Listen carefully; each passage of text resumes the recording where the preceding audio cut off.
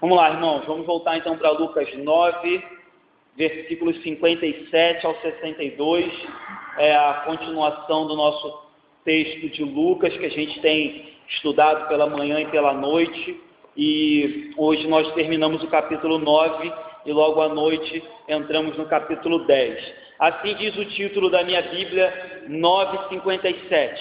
Jesus põe à prova os que queriam segui-lo. Então diz assim, versículo 57. Indo eles, caminho fora, alguém lhe disse: seguir-te-ei para onde quer que fores. Vamos parar aqui. Se você perceber na sua Bíblia, logo embaixo do título, tem uma referência assim, Mateus 8, do 18 ao 22. Vocês já sabem, isso quer dizer que lá em Mateus 8, essa passagem se repete. E lá Mateus vai trazer outros detalhes que Lucas aqui não traz. Um detalhe fácil, né, e que vale a pena citar, é que para Mateus, o homem que faz essa declaração, Senhor, seguir-te-ei por onde quer que tu fores, é um escriba. E isso é muito interessante, porque os escribas daquela época eram tidos como mestres, como conhecedores da lei. E a declaração desse escriba, a princípio, é uma declaração de fé. É uma declaração única que rompe com os preconceitos daquela época. Ele era considerado um mestre e está chamando o Senhor, Jesus, de mestre, de Senhor. Então isso era uma declaração única. Só que você vai perceber que são três pessoas diferentes nesse texto que se colocam ou são convidados para servir a Jesus e, no final das contas, nenhum dos três estão aptos verdadeiramente para seguir a Jesus. Você vai perceber, a gente estava falando sobre isso na semana retrasada, lembra? Que Jesus estava extremamente disposto a ir para Jerusalém, a morrer a morte de cruz, a dar a sua vida em favor da igreja. Eu falei sobre isso aqui na semana retrasada. Mas você vai perceber que alguns, entre aspas, discípulos, não estavam tão dispostos quanto Jesus. Enquanto Jesus estava pronto para ir para Jerusalém e se necessário fosse sofrer, alguns discípulos não queriam passar pelo mesmo sofrimento, pelo mesmo nível de compromisso que Jesus tinha. Então você vai perceber isso. Enquanto Jesus estava pronto a ir para Jerusalém, independente do custo que isso lhe causasse, e a gente sabe que o que vai causar a Jesus aqui é dor, sofrimento, morte, alguns discípulos, não queriam pagar todo e qualquer preço para servir a Jesus. E é isso que a gente vai perceber no primeiro exemplo já aqui desse homem. Então, como eu disse, você vai perceber uma determinação de Jesus única, contrastada com uma condição débil e sempre colocando um porém dos discípulos de Jesus. E aí a gente chega no versículo 57, que diz que indo eles quem? Jesus e os discípulos. Lembrem que a gente está na seguinte sequência. O texto diz que manifestou no semblante de Jesus, versículos antes, a vontade de ir para Jerusalém, para cumprir o ministério. E aí a gente está naquele contexto de que Jesus passou por Samaria, os samaritanos não quiseram recebê-lo, expulsaram ele, não tinha lugar para ele na cidade dos samaritanos, e eles seguem viagem. Os discípulos tinham falado: Senhor, quer que a gente mande fogo do céu para consumir logo essa cidade? Ele diz: não, vamos caminhar, vamos para uma próxima cidade. Então, nesse contexto, a gente não sabe exatamente quantos dias se passaram, que lugar era, mas isso não interessa. O que interessa é a aplicação e a verdade que a gente tira desse texto. Então, Jesus está indo com seus discípulos, caminho a Jerusalém, e ele se encontra ou se depara com um homem que faz essa declaração: seguir-te-ei para onde quer que fores. Então, a primeira declaração, como eu disse, desse homem, ela é uma declaração notável, vinda de um escriba, como diz Mateus. Mas você vai perceber, de acordo com a resposta de Jesus, que o interesse desse homem não era de totalmente, ou não era na sua totalidade puro. Talvez, provavelmente, aí eu posso conjecturar, esse homem tinha visto milagres, ele tinha visto maravilhas, ele tinha visto Jesus ressuscitar mortos, ele tinha visto as multidões acompanhando Jesus, ele ficou empolgado com isso e quis também seguir Jesus.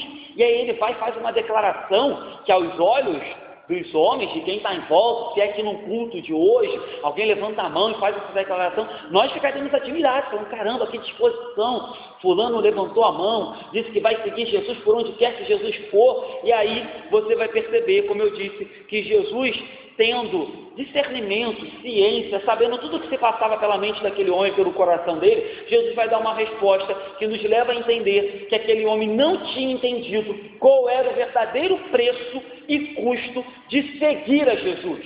Ele via multidão, ele via milagre, ele via manifestação de poder, mas ele não entendia que na mesma proporção havia sofrimento, renúncia, tome a sua cruz, negue-se a si mesmo, sirva e ame ao próximo. Ele não entendia isso.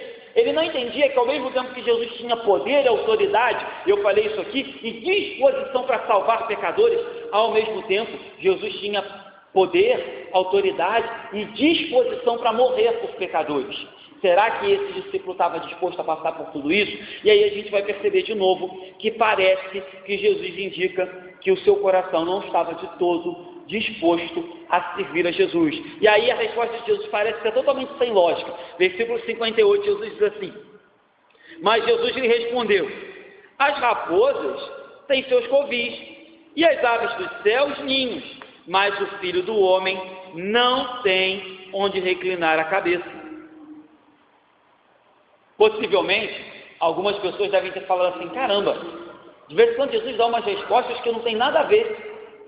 O homem disse para ele que vai segui-lo, por onde quer que ele for. E Jesus vem falar de raposa, de ave, de covil, de ninho. E aí, claro, entendendo todo o contexto, você entende que o que Jesus está querendo chamar a atenção é, olha, os animais, a toda espécie de animais, eles têm para onde voltar à noite. Eles têm o seu ninho, eles têm o seu abrigo. Mas eu, filho do homem, na maioria das vezes não tenho onde ficar. Nas minhas peregrinações, nas minhas andanças por aí, já fui rejeitado e negado em vários lugares. E aí, se você for fazer depois um estudo detalhado, você vai lembrar que na Judéia, e aí em João 5 tem isso, na Judéia ele foi rejeitado. Aí anda mais um pouco, em João 6, na Galileia, ele é expulso. Você anda mais um pouco, em Lucas 8, a gente já pregou sobre isso, quando ele chega em Gadara, que ele expulsa os demônios e coloca nos porcos, botam ele para correr da cidade de Gadara. Agora, a gente acabou de estudar, semana retrasada, em Samaria, também botam ele para correr, dizem para ele, olha, aqui não tem lugar para você. Ou seja, por onde o Messias vinha passando, apesar de muitos gostarem dos seus milagres, da sua palavra, dele multiplicar pães e peixes, muitos também o rejeitavam e o expulsavam das suas cidades. Então ele está dizendo para esse discípulo, olha, tem certeza que você vai me seguir por onde quer que eu for? Eu tenho passado por alguns lugares e as pessoas têm me rejeitado, têm me expulsado. Eu tenho passado algumas noites sem ter onde dormir. E aí, tem certeza que está disposto a me servir? Me servir é isso. Me servir é participar de milagres? É participar de momentos gloriosos também. Mas me servir é também estar disposto a pagar o mesmo preço que eu paguei. É tomar a sua cruz. É passar por cima das suas vontades, dos seus desejos e, às vezes, sofrer em favor do meu nome. Então é isso que Jesus estava dizendo para aquele suposto discípulo. Olha, meu irmão, calcule o custo antes de começar uma obra. Ninguém começa uma obra sem antes, né? Essa semana eu e o Marcelo tivemos lá na casa pastoral para ver algumas reformas já para começar, e aí eu falava a todo momento, Marcelo, pega a lista de material do pedreiro e vamos ver se a gente tem condições, porque ninguém começa uma obra sem antes olhar o custo, avaliar o custo e ver se pode. E é isso que Jesus estava dizendo para esse homem. Você já avaliou o custo que é me seguir? Já avaliou o quão difícil é fazer o que você está dizendo para depois você declarar? Então avalie primeiro antes de começar uma obra, avalie primeiro antes de... E aí, eu lembro um pouco, a gente pregou sobre isso aqui, da parábola do semeador, que eu dizia que muitas pessoas ouvem o Evangelho, respondem com alegria, mas quando aperta, eles vão embora com a mesma velocidade que entraram na igreja, porque não avaliaram o que é verdadeiramente ser discípulo de Jesus, ser fiel a Jesus, ser cristão. Eles acham que ser cristão, discípulo de Jesus, é algo de momento, é algo legal, é algo que tocou naquela hora, o louvor estava muito bom, a pregação estava empolgada, então eles vão. Só que quando eles percebem que ser discípulo de Jesus não envolve apenas montes de glória, nós falamos sobre isso, montes de transfiguração, mas envolvem também vales, aonde aperta as coisas, aonde o calo dói, aonde a dor chega, aonde o sofrimento bate na porta, quando a doença chega, tudo isso envolve ser discípulo. Esse discípulo ainda não tinha conseguido mensurar isso, que há sim bênçãos e caminhos de glória para discípulos de Jesus, mas só o caminho da cruz nos leva de volta ao lar. Só o caminho da negação nos leva de volta ao céu. Só o caminho de crer nele, único e exclusivamente, nos leva de volta ao Pai. Ponto. Momentos de alegria, de glória haverão, mas pode ter certeza que o caminho da cruz foi o caminho que o nosso Salvador escolheu, e esse é o caminho que nós devemos escolher. Então, nós não sabemos, no final das contas, se esse escriba se arrependeu, se ele verdadeiramente entendeu o preço do discipulado de Jesus, mas isso pouco importa. O que nos importa é entender a lição desse texto. E a lição desse texto é: cuidado, seguir a Jesus, ser discípulo de Jesus tem um custo, e um custo que muitas das vezes vai lhe exigir toda a sua vida: negação, amor ao próximo, serviço a Deus, auto-sacrifício, tomar a sua cruz e muitas vezes sofrer por amor ao Evangelho. Esse é o primeiro discípulo. Vamos para o segundo? Segundo discípulo, versículo 59 diz assim: a outro disse Jesus: segue-me. Ele, porém, respondeu: permite-me ir primeiro sepultar meu pai. Ao contrário do primeiro caso, no primeiro, o escriba se apresenta e diz: Senhor, eu vou te seguir por onde quer que você for. Nesse segundo caso, Jesus chama, é Jesus que faz o convite. E aí, a maioria dos teólogos e dos comentários que eu li acerca dessa passagem, dos escritores, eles dizem que esse homem provavelmente andava já em meio à multidão que acompanhava Jesus, já tinha escutado e visto o ministério de Jesus, participava ali, mesmo que de forma distante do ministério de Jesus, e esse convite de Jesus era para que ele fizesse parte do seu círculo mais íntimo, de discípulos mais próximos, de pessoas que verdadeiramente andavam com Jesus por todo e qualquer lugar e tinham autoridade para dar sequência no seu ministério. À noite, a gente vai ler sobre isso. À noite, Jesus vai enviar 70 discípulos, não apenas os 12. A gente já estudou aqui que numa determinada passagem do Evangelho, Jesus enviou os 12. Foi no próprio capítulo 9, se não me engano. Isso, no capítulo 9, Jesus enviou 12. Agora, no capítulo 10, ele já envia 70. Então, provavelmente, esse homem que Jesus está convidando aqui agora, era um homem que Jesus queria que fizesse parte desse grupo. Um grupo de missões que ele vai enviar. E à noite a gente vai estudar sobre isso. Então, esse homem conhecia Jesus, andava com Jesus, tinha algumas experiências já do ministério de Jesus. Então, Jesus diz: olha, vem, segue-me. E aí a resposta desse homem nos chama a atenção, porque a priori parece ser uma resposta plausível, parece ser um pedido pertinente, parece não ter nada demais, porque ele diz assim: Jesus, permite-me primeiro sepultar o meu pai. Então qualquer ser humano, vamos ser sinceros, normal, que tenha um mínimo de sensibilidade, de sentimento, diria: olha, esse pedido é um pedido, pastor, bem coerente. Suponhamos que eu convidasse alguém: ó, fulano, domingo, eu quero que você pregue na igreja. E a pessoa falasse para mim: não foi mais ou menos isso? Não foi o que aconteceu, mas o pastor Renato Vargas, eu pensei que ele iria faltar na sexta, porque a mãe dele estava na UTI. Então, se qualquer pessoa chega para mim e fala: olha, pastor, eu não posso atender o seu pedido porque a minha mãe está muito enferma, ou meu pai faleceu, seria algo extremamente normal da minha parte e até humano falar: verdade, irmão, não precisa vir não, pode deixar que eu vou dar um jeito. Só que nesse caso você entende que com Jesus tudo é diferente. E claro que a gente tem que entender o contexto, mas o pedido desse homem é um pedido aparentemente normal. Só que aí entra um outro porém. Alguns teólogos dizem que o pai desse homem estava morto mesmo, morto lá, pronto para ser sepultado. Outros dizem que ele estava dando aquela resposta que muita gente dá hoje em dia, quando você fala: irmão, você tem que servir a Jesus. A pessoa fala: não é a hora ainda, espera mais um pouco, espera eu me formar na faculdade, espera os meus filhos crescerem, espera o meu pai morrer. Alguns dizem que essa era a resposta dele. O pai era um homem idoso, um homem doente que necessitava de cuidados, e ele colocou o pai como um empecilho para seguir a Jesus naquela hora, que Jesus falou, segue-me agora, e ele disse, olha Senhor, deixa eu sepultar meu pai, mas enfim, independente do pai dele estar morto, ou do pai dele estar idoso, prestes a morrer, ele estava colocando um empecilho para não seguir Jesus naquela hora. Então cuidado, porque muitos leem isso e falam, olha como Jesus é mau, como Jesus é ruim. No texto anterior, que a gente leu também, muitos olham para esse texto quando Jesus fala assim, olha, o Filho do Homem não tem onde reclinar a cabeça.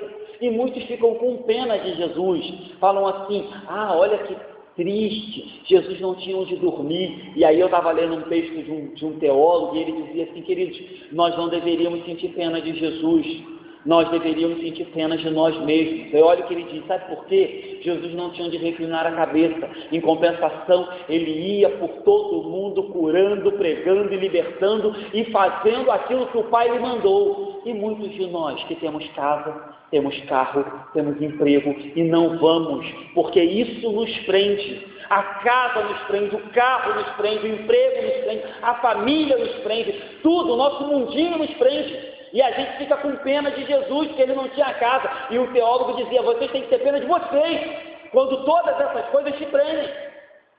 Pena de Jesus, ele estava fazendo a vontade do Pai. A gente tem que ter pena da gente mesmo, porque a gente tem um monte de coisa, e esse monte de coisa é empecilho para servir a Jesus.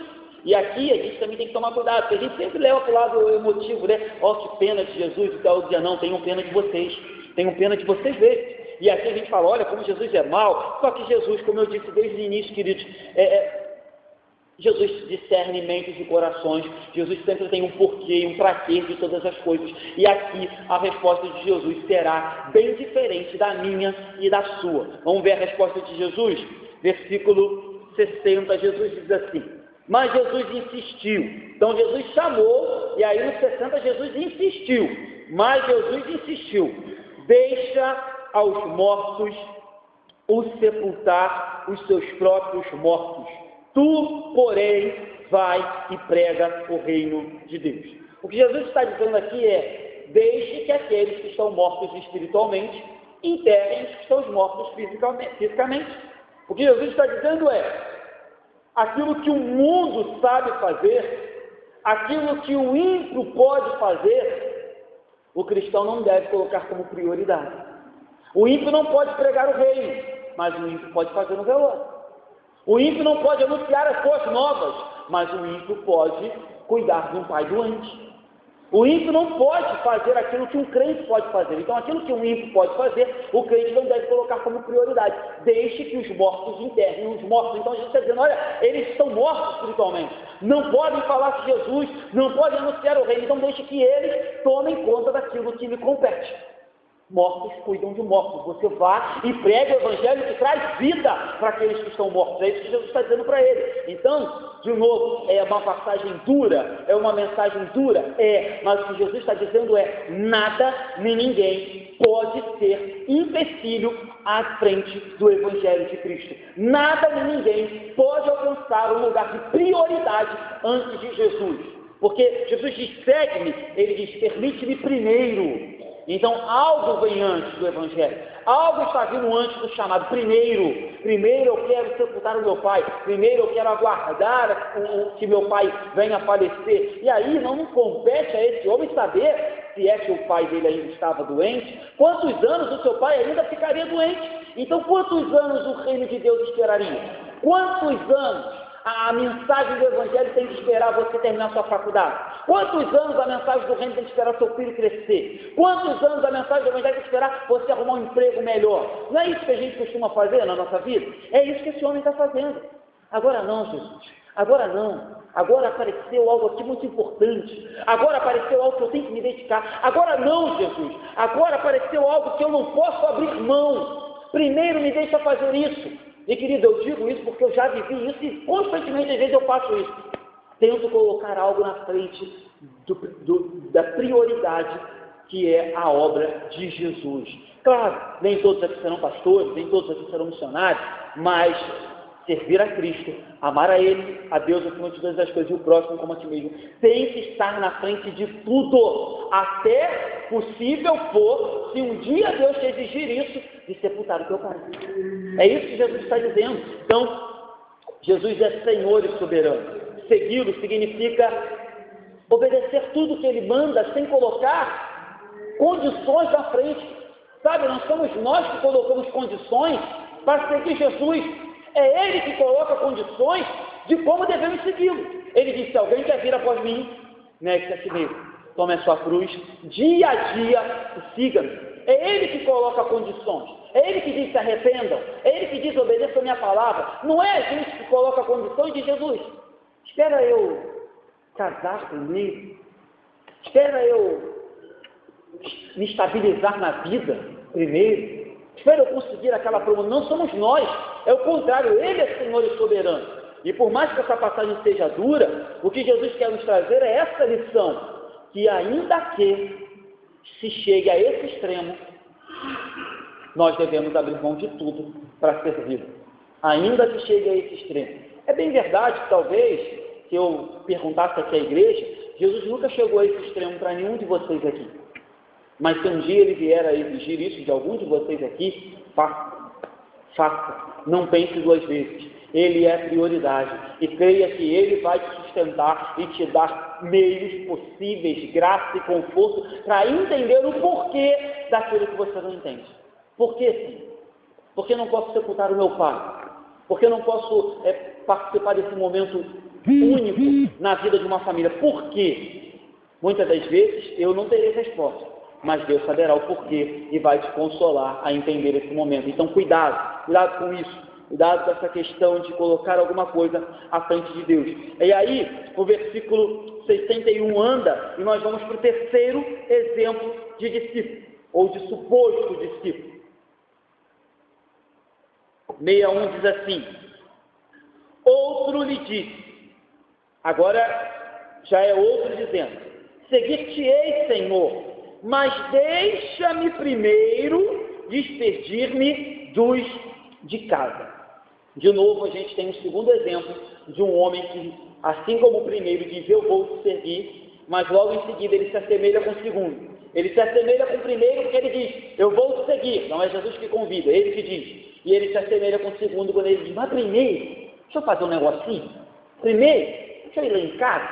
E aí, querido, de novo, a fim de chegar a uma interpretação razoável do que Jesus quer dizer aqui, por que Jesus não vai atender esses pedidos? Por que Jesus foi tão duro, para alguns tão insensível? Alguns de hoje em dia, eu gosto sempre de citar isso, diriam: Jesus, cadê o amor, Jesus? O senhor é muito duro, o senhor não pode julgar assim, Jesus. Alguns talvez diriam isso para Jesus, mas a fim de que nós entendamos isso, tem que ficar claro na nossa mente, de novo, que Jesus pode ver o que a gente não pode ver. Jesus sabe o que a gente não sabe. Jesus conhece o amanhã e a gente não conhece. Jesus sabe, sonda mentes e corações, coisa que a gente não pode fazer. Então, se Ele entende que algo que a priori para a gente é muito importante, como enterrar um pai, se despedir dos nossos familiares, sabe, como esse primeiro discípulo parecia estar também preocupado com o conforto, com o bem-estar da sua vida, porque Jesus falou para ele: olha, eu não tenho onde reclinar a cabeça, eu não tenho onde dormir, eu não tenho onde ficar. Então parece que esse homem amava muito a si, queria buscar os seus interesses, o seu conforto, o seu bem-estar, e aí isso era um empecilho para ele. Então cuidado, para que a gente entenda essas coisas de forma plena, a gente tem que se submeter à soberania de Jesus e falar: Senhor, eu não consigo entender muito bem, porque se fosse eu no seu lugar, Jesus, eu teria deixado. Se fosse eu pastor dessa igreja, alguém me fizesse essa solicitação, eu teria deixado. Então a gente tem que também, queridos, se inclinar, se prostrar diante de Deus e entender que só Jesus podia esquadrinhar mentes e corações. E às vezes, e aí, claro, eu vou avaliar o que vejo, mas às vezes Deus vai lhe dar nãos que vão parecer absurdos para você, mas que só Ele sabe o porquê do não. Às vezes Deus vai lhe dizer não, e para você vai parecer absurdo, você fala: Senhor, mas como não? Isso é para o meu bem, eu sempre sonhei por isso, eu sempre esperei isso, por que não? E aí eu, como pastor, não vou ter o que falar, vou dizer: meu irmão, não sei, vamos orar. vai ser a minha resposta, com bastante sinceridade, vamos orar. Mas Deus sabe o porquê do não. Deus sabe o porquê. O problema é que às vezes a gente não consegue entender isso. O problema é que a gente às vezes não entende Colossenses 1,18, que os jovens têm estudado aí toda sexta-feira. Sexta-feira foi bênção, o Bruninho foi bênção nos trazendo o estudo de Colossenses. Colossenses 1,18 diz: Ele é o cabeça do corpo da igreja. André falou isso agora de manhã. Ele é o princípio, o primogênito dentre todos os mortos. E aí que é o interessante, para que em todas as coisas ele tenha primazia. Então entende, meu irmão? Na morte ele tem primazia, na vida ele tem primazia, na saúde ele tem primazia, na doença ele tem primazia. Ele é antes de todas as coisas e ele tem que ter preeminência na nossa vida antes de tudo. Na bonança ele tem primazia, na tempestade ele também tem primazia. É isso que a gente tem que entender, e talvez é isso que esses homens que aqui estão em Lucas 9 não entendiam, que ele deveria ter primazia acima de conforto, acima de morte, acima da família, acima de tudo quanto a gente cria e coloca de barreiras à frente da obra de Deus na minha e na sua vida. A gente cria N barreiras, e cuidado, nesse exemplo, a família deste homem parecia ser um empecilho. Esse homem, talvez Jesus havia visto e previsto isso ao chegar em casa e perceber os pedidos, a necessidade, o amor mesmo que existe entre família, colocaria a sua família na frente do reino e não seguiria Jesus. Quantas pessoas não vão para o campo missionário porque priorizam famílias? Quantas pessoas não se dedicam à obra de Deus porque priorizam famílias? Quantas pessoas, e aí eu vou falar isso com cuidado, porque eu não entendo também que isso seja um impedimento, mas quantas pessoas deixam de participar da casa de Deus porque priorizam sua família? Acho que há tempo para todas as coisas. Acho que existem momentos, sim. Pastor, é um domingo único, nós vamos fazer um almoço em família, esse domingo eu não poderei, excepcionalmente eu não poderei estar na casa de Deus, amém. Não sou rígido quanto a isso, mas em contrapartida, nós vemos pessoas que todo domingo, apareça o que aparecer, que o filho espirrou, né? Se a mãe tossiu, é motivo para colocar a família na frente da obra de Deus e não estar aqui para servi-lo e adorá-lo em espírito e em verdade. Então isso é um empecilho. E talvez Jesus, olhando para esse homem, entendeu isso, falou: olha, se ele for, o filho vai espirrar, a mãe vai tossir, o tio vai chorar, e ele não vai voltar para me servir, ele não vai voltar para se dedicar a mim, ele vai se dedicar mais à família do que a mim. Aí, lembra, passou um vídeo aqui, acho que foi domingo à noite, ou sábado à noite, não lembro, que dizia assim, foi no sábado à noite: se você não ama a Deus acima de todas as coisas, você não ama mais nada.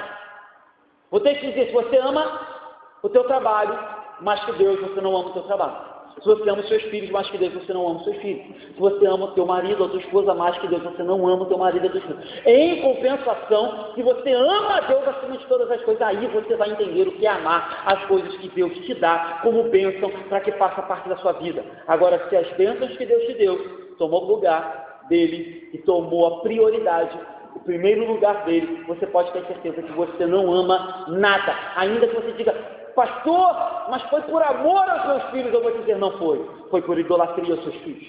Pastor, mas foi por amor à minha família. Não foi por idolatria à sua família. Porque tudo aquilo que colocamos à frente de Deus é idolatria. Ainda que aquilo tenha sido uma bênção dada por Deus, se transformou num ídolo, meu irmão, pare com isso.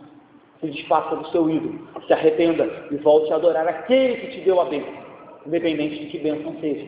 E isso inclui família, filhos, casamento, relacionamentos, isso inclui tudo. Então Jesus está dizendo: olha, vocês têm que entender que eu sou prioridade na vida de vocês. E para terminar, vamos ver a última resposta de Jesus para esse terceiro discípulo, e claro, resposta que cabe a todos, e que mais uma vez vai parecer sem sentido a resposta de Jesus. 62, ele diz assim: Mas Jesus lhe replicou: ninguém que, tendo posto a mão no arado, olha para trás, é apto para o reino de Deus.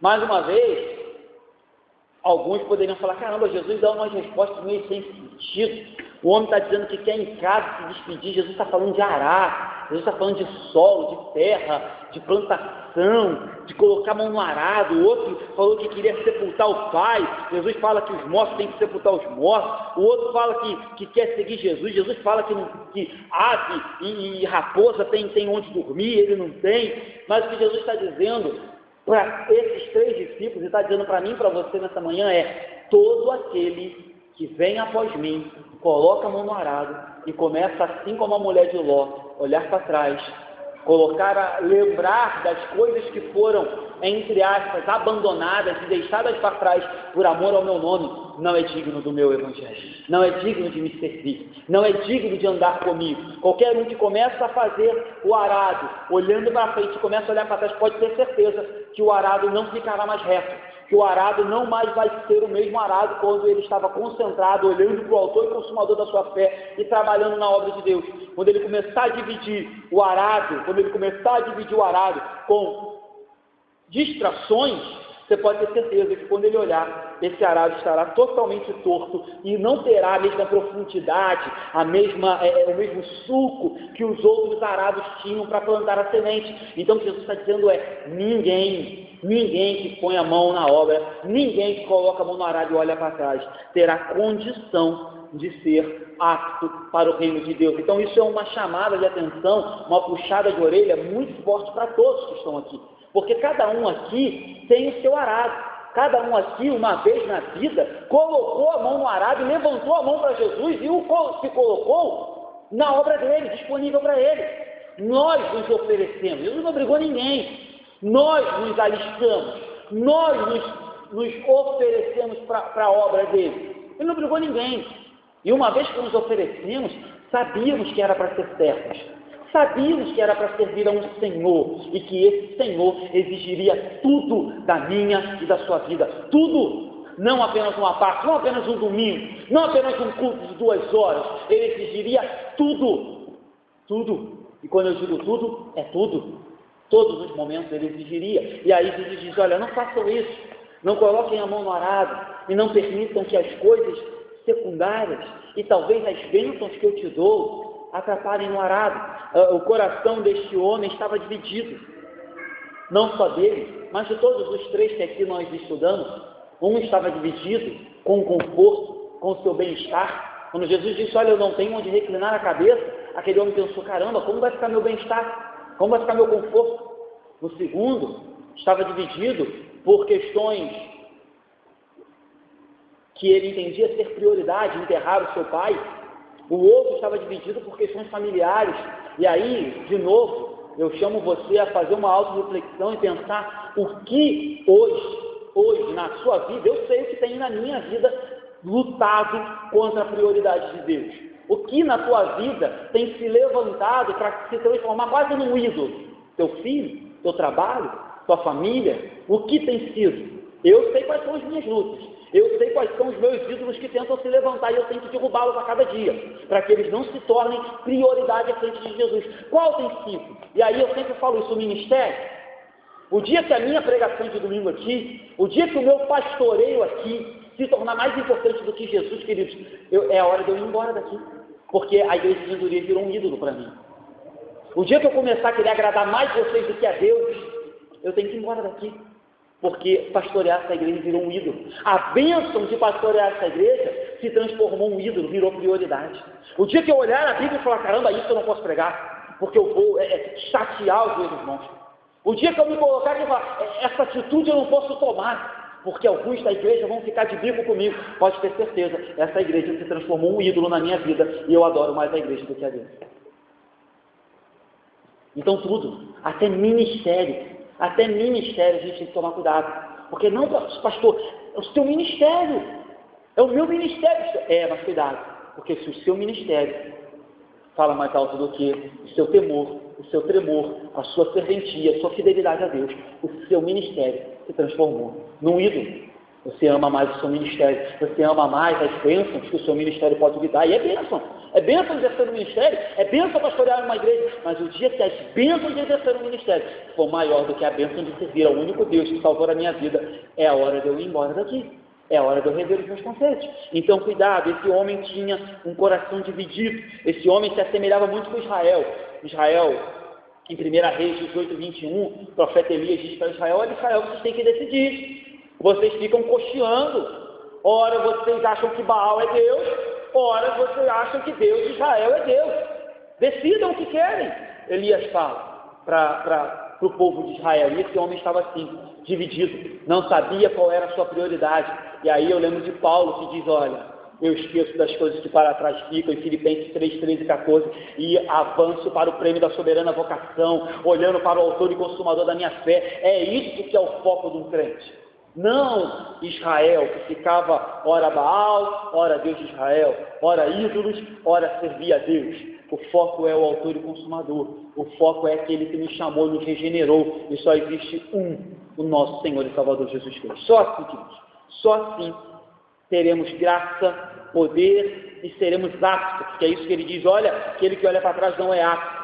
Só assim teremos aptos para servir a Deus de todo o coração. E saber, sim, falei isso no meio da pregação, que bênçãos virão, momentos de glória virão, momentos de alegria virão, momentos de felicidade virão, mas jamais permita que esses momentos te esqueçam, ou te afastem, ou te tirem do pensamento de que a cruz é o caminho que nos leva de volta ao lar. A cruz faz parte inseparável de um ministério cristão. Devemos estar prontos para montes de glória e vales de aflição, sabendo que o mesmo Deus que está conosco no monte estará no vale. O mesmo Deus que nos chamou e disse: vem, segue-me e te farei pescador de homens, é o Deus que nos consolará quando falar: não quero que você faça isso, ainda que para a gente seja muito doído abrir mão disso, ainda que para a gente seja extremamente difícil abrir mão daquele ídolo que a gente construiu. O Deus que nos chamou é fiel para nos sustentar e nos dá graça para abrir mão daquilo que muitas vezes não queremos abrir mão. Amém? Terminar, 3 aplicações rápidas. A primeira é: vemos aqui que devemos ter cuidado com aquelas pessoas ou com alguém que não leva em consideração o custo de um discipulado. Então avalie todos os dias o custo de um discipulado. Quanto custa servir a Jesus? Para ser salvo, ele já pagou todo o preço. Para nos levar ao céu, o preço já foi pago. Mas servi-lo aqui agora requer um custo, requer negação, requer tomar a cruz e segui-lo dia após dia. Então cuidado, alguém que não leva em conta o custo do discipulado tem grandes possibilidades de se arrepender lá na frente. Segundo, alguém que não entende o que é prioridade no reino de Deus. Alguém que não entende o que é prioridade, pode ter certeza também que mais cedo ou mais tarde ele vai se decepcionar e vai ouvir Deus falando para ele: olha, aquele que põe a mão no arado e olha para trás, não é digno do meu rei. Então cuidado com isso também. Terceiro lugar também, aquele que tem um coração dividido entre Deus e qualquer outra coisa que seja, inclusive família, ele também não entendeu ainda o que verdadeiramente é servir a Jesus Cristo. E aí, só para fechar e não ficar um aspecto difícil, duro, eu queria lhe dizer que o dia em que você servir a Jesus de toda a tua alma, de todo o teu coração, de todo o teu entendimento, vai sobrar tempo para a sua família. O dia que você amar Deus de todo o teu coração, de toda a tua alma, de todo o teu entendimento, você vai amar a sua família como você nunca amou. O dia que você priorizar a Deus, você vai entender que automaticamente você está priorizando aqueles que você diz que ama. Porque se você os ama, você deve priorizar a Deus, para que Deus, por meio de você, seja a bênção na vida daqueles que você diz que ama.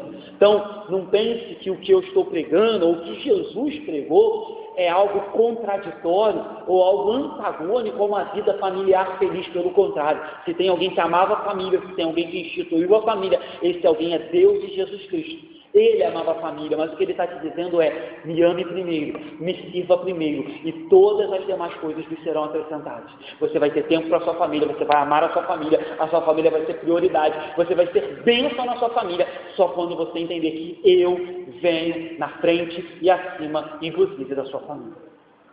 Cuidado, porque hoje a gente tem muitas igrejas e muitos ministérios que pregam e se dedicam muito à questão familiar, mas esquecem muito disso. Eles dão estratégia para como as mulheres agradar seus maridos, como as mulheres devem estar quando o marido chegar em casa. Eles dão estratégias de como o marido deve tratar a mulher, ele deve ser um gentleman. E eles ficam em torno de estratégias, não que isso seja errado, mas estratégias de como criar o seu filho, de como educar, mas eles esquecem que antes de todas essas estratégias que esses ministérios de família ensinam, tem que haver a primeira de todas, e aí eu não queria nem chamar de estratégia, primeiro de todos, que é amar a Deus e servir a Deus. De nada adianta tratar a sua mulher como gentleman, tratar a mulher estar esperando o marido linda e bela em casa, criar os seus filhos de forma excepcional. Se você não entender, se você não amar a Deus acima de todas as coisas, você jamais conseguirá fazer isso, ter uma família próspera, uma família abençoada. Quer ter uma família próspera? Quer ter uma família abençoada? Coloque Deus como Senhor da tua casa, da tua família. Coloque Deus como soberano, como aquele que manda, né? Por mais que como cristãos e tradicionais, eu entenda que o homem é o cabeça do lar, entenda, homem, você não será nada se Cristo não mandar na sua casa.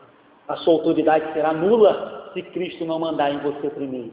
Os homens querem exercer autoridades em casa sem que antes entendam que tem que se submeter a Deus. E aí a sua família olha para ele e fala: poxa, mas aquele que deveria ser cabeça da minha casa não se submete àquele que é o Senhor de todas as coisas. Logo, como sua mulher e seu filho vai se submeter a você, se você não é para eles um exemplo de quem se submete a Deus?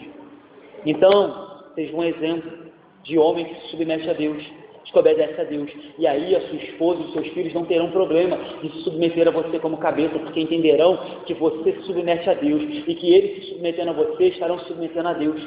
Entende? Deus tem que vir antes de todas as coisas. Que Deus nos dê famílias abençoadas, que Deus conceda a andorinhas famílias prósperas, mas que acima de tudo entendem que Deus é o Senhor da minha e da tua casa. Amém? Vamos orar?